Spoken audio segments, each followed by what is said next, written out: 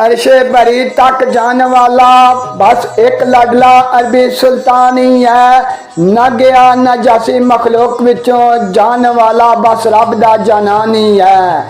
सदिया यार ते पहुंचया यार एको लिखदा विच कुरान रहमान ही है। दुखिया बात न मंदा मैं दूसरे दी मेरा फैसला पाक कुरान ही है। नौ दी कश्ती तूफान विचों कढ़न वाला अहमद मुख्तार ही है। जिसने कीती खलील ते नार गुलशान और कोई नहीं नूर सरकार ही है। शिकम मछली विच यूनस बचाया किसने दूजा बशर नहीं शाय इबरारी है। दुखिया काबे विच बुत गराने वाला मेरे आका दा सोना चमकारी है।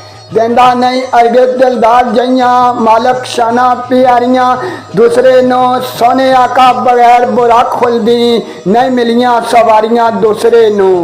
बिन में भोग कराइयां नहीं अर्शी उत्ते अल्लाह सैरान न्यारियां दूसरे नो। ना दसी ना दितियां करीम दुखिया शाना एडियां बारियां दूसरे नो। सारे दावे जानो झूठ उस दे जिसने जाना शायद को न मकान नहीं है। अपना बेड़ा उस घर का छोड़ियाई जिस पहचानी अस्ती आलीशान नहीं है। मुनकर पंजतन पाक दा कसम रब दी मन लो दुनिया वाले मुसलमान नहीं है। दुखिया फुटे मुंह उस इंसान ताई अपने आका दी जिसनो पहचान नहीं है।